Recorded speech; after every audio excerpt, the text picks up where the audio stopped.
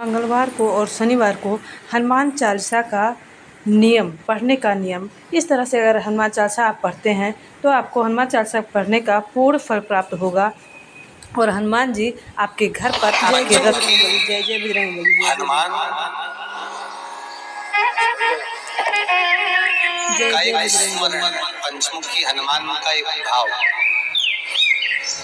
महाराज जैसे बहुत ज्यादा तकलीफ अगर व्यक्ति को हो गई है, बहुत कष्टमय जीवन चल रहा है, हार गए हर जगह से और तकलीफमय जीवन चल रहा है, तो पंचमुखी हनुमान का एक शिव महापुराण का और स्कंद पुराण का एक बड़ा सुंदर मंत्र है। उस मंत्र को आप सब एक बार हमारे साथ में बोले।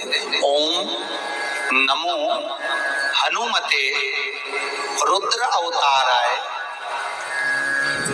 सर्व शत्रु संहारणाय सर्व रोग हराय सर्व वशीकरणाय रामदूताय स्वाहा। बस इस मंत्र को हाथ में काली तिल लेकर, एक जौ लेकर और गूगल लेकर, थोड़ा सा उसमें गाय का घी डालकर, कंडे को या अग्नि को जलाकर इस मंत्र का 11 बार 21 बार जाप कर अपनी कामना कर छोड़ दीजिए। कैसा भी रोग हो, बीमारी हो, कष्ट हो, दुख हो, तकलीफ हो, 21 दिन के अंदर वो आनंद आना प्रारंभ कर देता है। इस मंत्र स्कंद पुराण का, शिव महापुराण का ये मंत्र मूल पंचमुखी हनुमान सुख दे। और एक और चीज याद रखिए महाराज,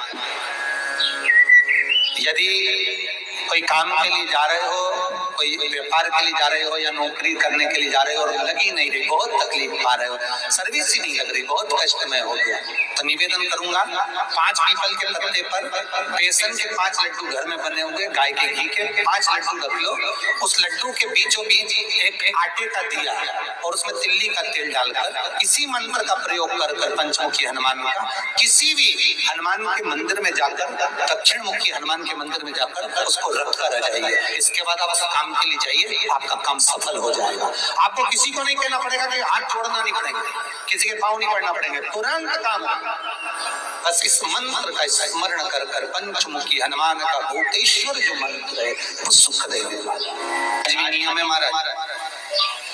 जिसकी रेहड़ी नहीं चलती हो,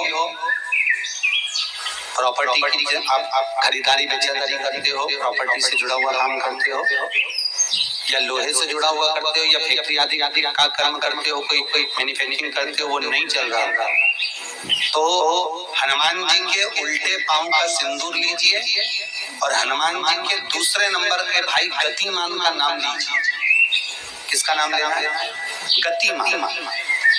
गतिमान का नाम लेकर फैक्ट्री के बाहर या फैक्ट्री पर एक स्वस्तिक का निर्माण कर दीजिए, हनुमान जी के उल्टे पांव के सिंदूर और गतिमान का नाम लेकर। कभी आपकी फैक्ट्री कोई काम नहीं निकालेगी, उन्नति की ओर ही लेकर जाएगी, कभी घाटे की ओर नहीं जाएगी। गतिमान,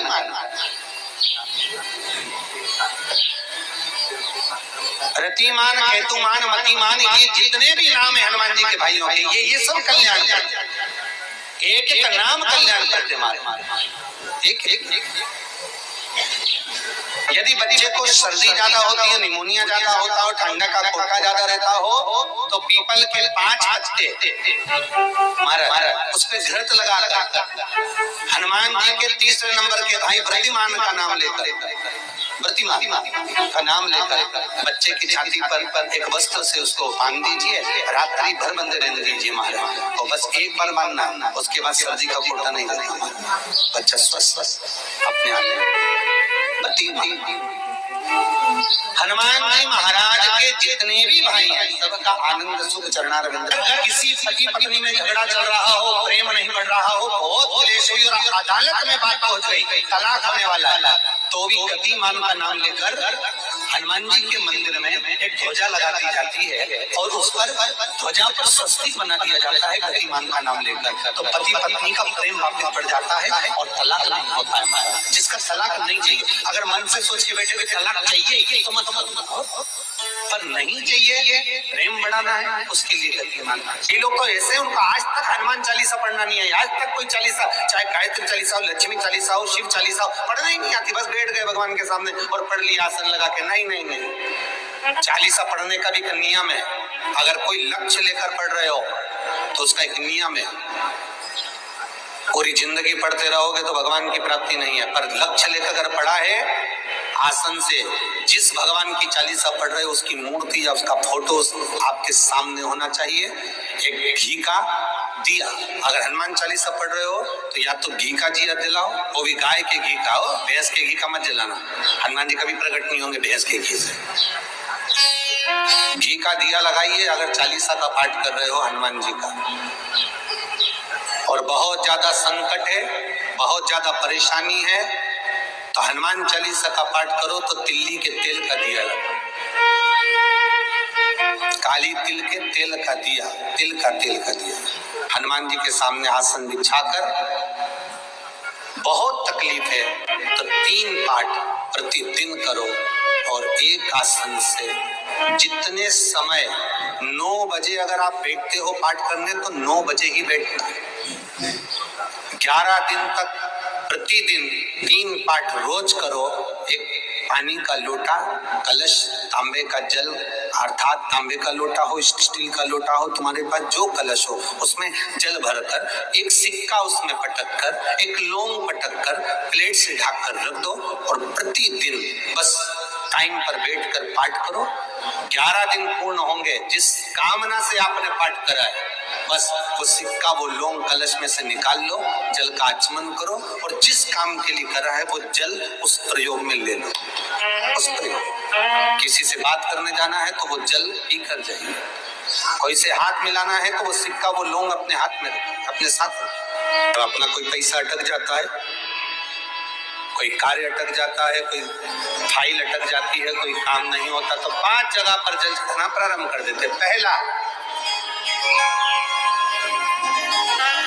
ये शिवलिंग जलाधारी, बीच में अशोक सुंदरी का स्थान, 5 जगह पर हम जल चढ़ाना प्रारंभ कर देते जब कोई काम अटकता। पहला गणेश जी के स्थान, दूसरा षडानंद कार्तिकेय का स्थान, तीसरे नंबर पर अशोक सुंदरी का स्थान, चौथे नंबर पर जलाधारी के चारों तरफ और 5वां शिवलिंग का स्थान।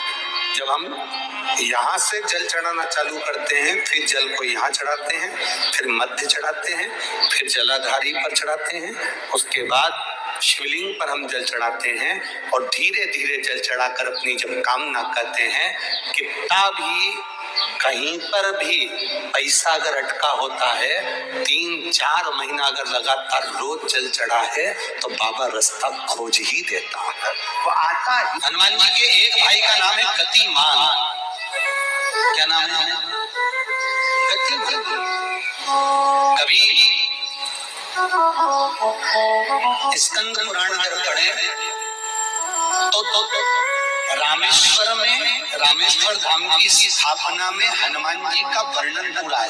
कभी मौका लगे तो आप श्रवण करना स्कंद, तो उसमें हनुमान जी के भाई गतिमान का व्याख्यान लिखा होगा। अगर कोई व्यापार, व्यवसाय या कोई गाड़ी या कोई फैक्ट्री, जो लोहे का काम करने वाले हैं, जिनकी फैक्ट्रियां चल रही हो, वाहन का कोई गाड़ी लाके एक्सीडेंट हो जाता है, कोई पकड़ लेता है, कोई चक्कर आ जाता है, कुछ ना कुछ प्रॉब्लम, अगर लोहे से जुड़ी हुई फैक्ट्री हो, व्यापार हो, व्यवसाय हो, गाड़ी हो, घोड़ा हो, उसमें तकलीफ आ रही हो कि उल्टे पांव का सिंदूर लाकर गाड़ी पर या फैक्ट्री पर स्वस्तिक बना दिया जाए और गतिमान का नाम लेकर बनाया जाए तो उस फैक्ट्री में कभी तकलीफ नहीं आ सकती, उसमें उन्नति ही बढ़ेगी। हनुमान जी के भाई गतिमान का स्मरण कर, गतिमान, यहाँ तक गतिमान का स्मरण किया गया है। अगर किसी पति पत्नी में झगड़ा चल रहा हो, ये लोग तो ऐसे, उनका आज तक हनुमान चालीसा पढ़ना नहीं है, आज तक कोई चालीसा, चाहे गायत्री चालीसा हो, लक्ष्मी चालीसा हो, शिव चालीसा हो, पढ़ना ही नहीं आती। बस बैठ गए भगवान के सामने और पढ़ लिया आसन लगा के। नहीं नहीं नहीं, चालीसा पढ़ने का भी एक नियम है। अगर कोई लक्ष्य लेकर पढ़ रहे हो तो उसका एक नियम है। पूरी जिंदगी पढ़ते रहोगे तो भगवान की प्राप्ति नहीं है, पर लक्ष्य लेकर अगर पढ़ा है आसन से जिस भगवान की चालीसा पढ़ रहे हो उसकी मूर्ति या उसका फोटो आपके सामने होना चाहिए। एक घी का दिया, अगर हनुमान चालीसा पढ़ रहे हो तो या तो घी का दिया जलाओ, वो भी गाय के घी का हो, भैंस के घी का मत जलाना। हनुमान जी कभी प्रकट नहीं होंगे भैंस के घी से। घी का दिया लगाइए अगर चालीसा का पाठ कर रहे हो हनुमान जी का। और बहुत ज्यादा संकट है, बहुत ज्यादा परेशानी है तो हनुमान चालीसा का पाठ करो तो तिल्ली के तेल का दिया लगाओ, काली तिल के तेल का दिया, तिल का तेल का दिया हनुमान जी के सामने आसन बिछाकर। बहुत तकलीफ है तो 3 पाठ प्रतिदिन करो और एक आसन से जितने समय 9 बजे अगर आप बैठते हो पाठ करने तो 9 बजे ही बैठना है। 11 दिन तक प्रतिदिन 3 पाठ रोज करो। एक पानी का लोटा, कलश, तांबे का जल अर्थात तांबे का लोटा हो, स्टील का लोटा हो, तुम्हारे पास जो कलश हो उसमें जल भरकर एक सिक्का उसमें पटक कर, एक लौंग पटक कर प्लेट से ढक कर रख दो और प्रतिदिन बस टाइम पर बैठकर पाठ करो। 11 दिन पूर्ण होंगे, जिस कामना से आपने पाठ करा है बस तो सिक्का वो लौंग कलश में से निकाल लो, जल का आचमन करो और जिस काम के लिए करा है वो जल उस प्रयोग में ले लो। उस प्रयोग, किसी से बात करने जाना है तो वो जल पी कर जाइए, कोई से हाथ मिलाना है तो वो सिक्का वो लौंग अपने हाथ में रखिए, अपने साथ रखिए। राम जी महाराज जब गए, हनुमान चरित्र का था, राम जी महाराज जब जाने लगे तो उन्होंने हनुमान जी से कहा कि तुम क्या चाहते हो? हनुमान जी बोले मेरे को जाना है, क्योंकि जहाँ राम वहाँ हनुमान। हनुमान जी जब कहने लगे कि मेरे को जाना है तो राम जी महाराज बोले नहीं नहीं हनुमान, तुझे सबसे ज्यादा प्रिय क्या है? तो कह राम। तो हनुमान तू कह रहा है सबसे ज्यादा प्रिय है राम प्रिय है, तो एक बार जिस समय देवऋषि नारद का अपमान हुआ, विश्वामित्र बाबा का अपमान हुआ, उस समय पर एक राजा ने जब अपमान करा तो तूने उसको राम नाम लिखकर एक जगह पर बिठा दिया और कहा कि तू राम नाम जपते रहे। उसने राम नाम जपा। तब हनुमान याद कर, मेरे सम्मुख में तू खड़ा था और युद्ध होने वाला था, तो तूने क्या कहा था? प्रभु आप इसको मार नहीं सकते क्योंकि ये आपका नाम ले रहा है।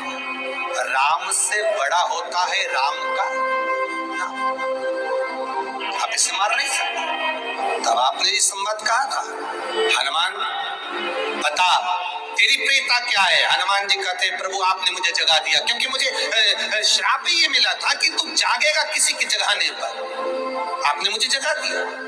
इसलिए है नाथ, अब मैं जाना नहीं चाहता, सत्संग करना चाहता।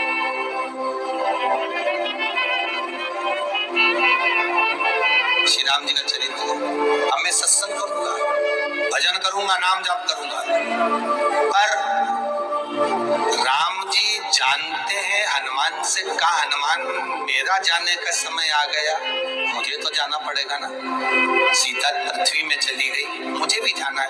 मैं सरयू के जल में अपने प्राणों को त्यागूंगा, मानव का शरीर है इसको त्यागना तो पड़ेगा ना हनुमान। हनुमान जी बोले तो त्याग दो, त्यागने में क्या दिक्कत है, त्यागो आप। पर दिक्कत एक बहुत बड़ी है। तो राम जी ने जैसी कहा दिक्कत बहुत बड़ी है, तो हनुमान जी पूछे ऐसी कौन सी दिक्कत है? हनुमान जी के शब्द सुने तो राम जी बोले, जब जिस समय पर तुम सूर्य को निगल गए थे, इंद्र को क्रोध आया था और इंद्र ने तुम पर वज्र का जब प्रहार करा था, जब वज्र का प्रहार इंद्र ने करा तब तुम्हारा नाम हनुमान हुआ। तब सारे देवी देवताओं ने तुम्हें वर प्रदान करा, उस जगह पर यमराज भी खड़ा था।